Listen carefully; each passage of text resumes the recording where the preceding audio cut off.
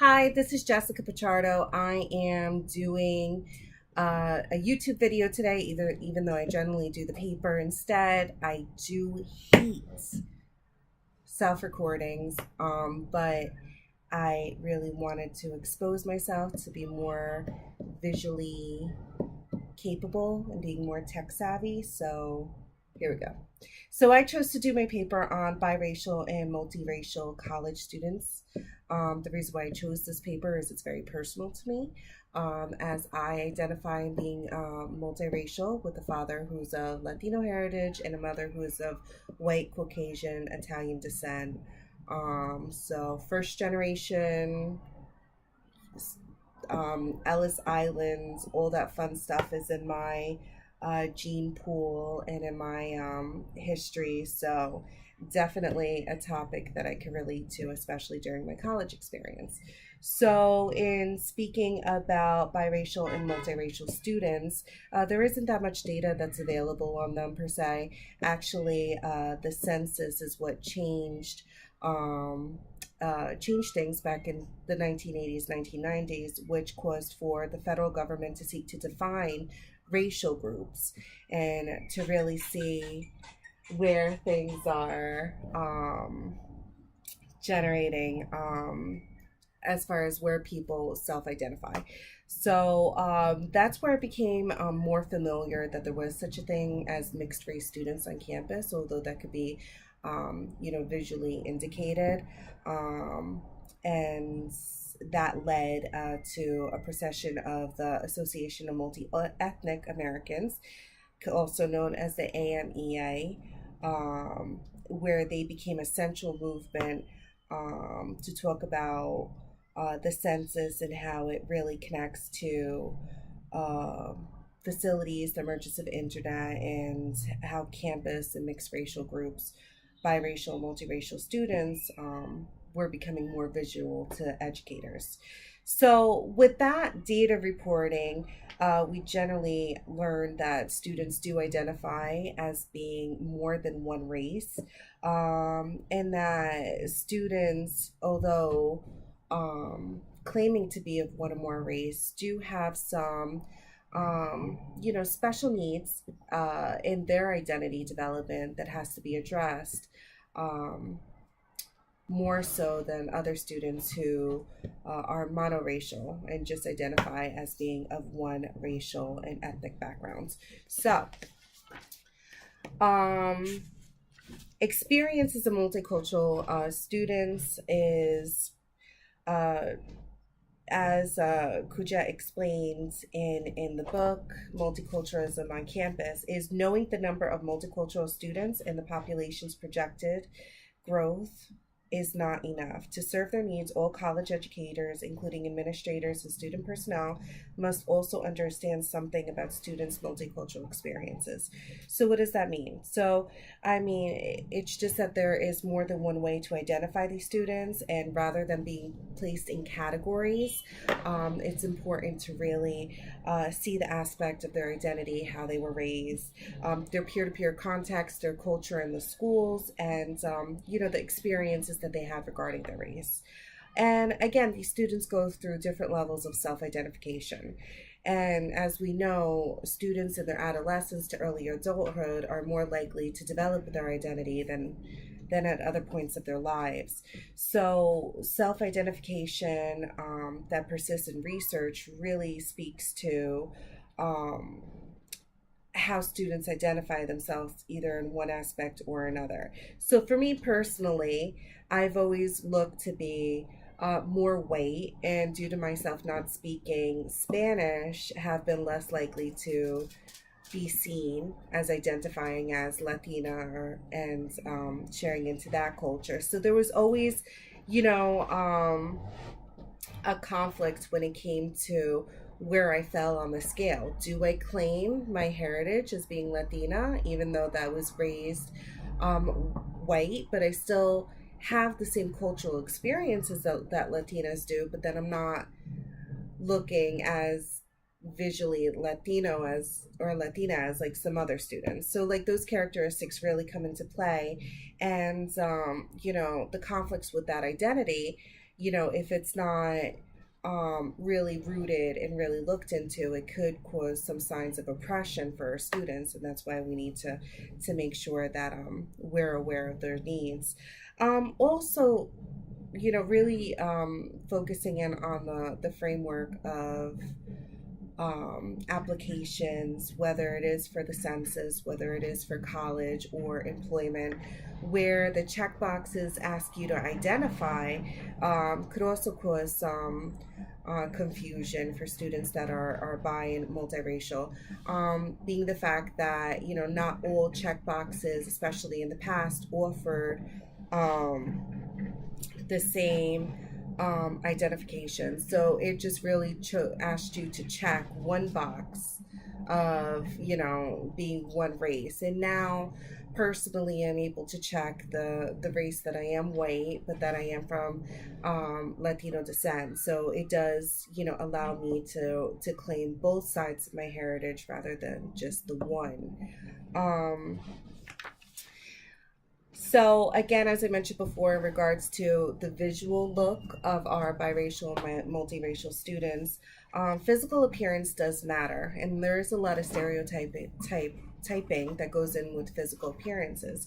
Um, for myself, it was always that I look white, or that, maybe I look Latina because my hair is dark and my eyes are light, and that caused me to be a mixable. So there's a lot of like the stereotypes that go into um, how students really identify themselves and how they try to fit in into the community and with their peers. So, that development on race leads students to um to forgive me, as the textbook shows us, it can include instances of exclusion and isolation.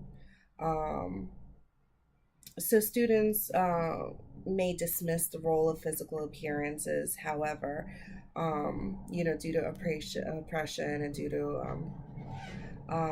racial identity, um, appearances do play a role in how monoracial conceptions will perceive you. So, a biracial woman may face the paradox where she's being desired by advertising agencies because of her look, or may be more desired by men. And then, these women of the same uh, race may be, have discrimination against her because of how she looks. So, that's kind of, the pros and the cons of being multiracial, where you're able to share, the physical attributes of two races, but have that discrimination against you on both sides. Peer contact is very important. I definitely feel that, with higher education being a time for students really to identify themselves and who they are, um, and see how, their upbringing has molded them um, as they move forward into adulthood. It's important for students to be involved. For example, campuses have a wide variety of clubs, activities. For example, myself, there was a club, um, and it focused on, Latinos and Latinas. It was called LASSO, the Latin American Student Organization. And it really was able to bridge a gap with the other half of me that is Spanish, that, there's different, ways of dancing and eating and mingling and different cultures. And with there being so many countries of Latino descent, how that, impacts, my genealogy and where I'm coming from. So that identified me and was able to give me leverage in determining who I was, and finding acceptance with my peers, who luckily took me under the wing and really, helped me understand part of myself that I didn't know before college. So, according to the textbook, monoracial peers also play important roles in experiences of multiracial students. In some cases, monoracial friends um, and student organizations such as Black Student Union, Asian Pacific Alliance provide support for multiracial students to explore their different heritage groups and to identify themselves as they choose. So this is a beautiful thing when there's cultural acceptance. Unfortunately, some things that's going on in the world right now, we really need to help our students go back to that cultural acceptance to understand that we're all here for the same reasons in higher education. It's to grow and to advance and to have more education under our belt to be more to be a vital citizen in our communities. Um, Also something else that was stated in the book that's very important is biracial students experience pressures to become authentic to their identities, to be Black enough, Latino enough, Native American enough, Asian in the right way, and to not appear to be rejecting any racial identity. And that's very difficult to do when you're multiracial, to be able to um, try to assume both cultures at the same time, especially if it's stepping over um, different cultural aspects on one side that the other side doesn't approve. Um, so there have been many identity development models that have been created in regards to addressing, student identity and the biracial and the multiracial community.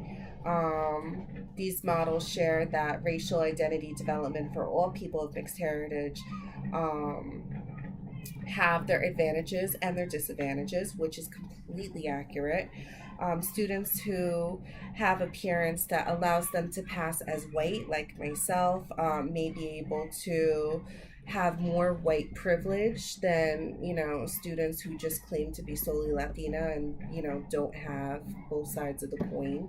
um, and it speaks that this is the same just cause as students that identify as being Black and white who are just passing as Black. They may have more acceptance in their Black communities.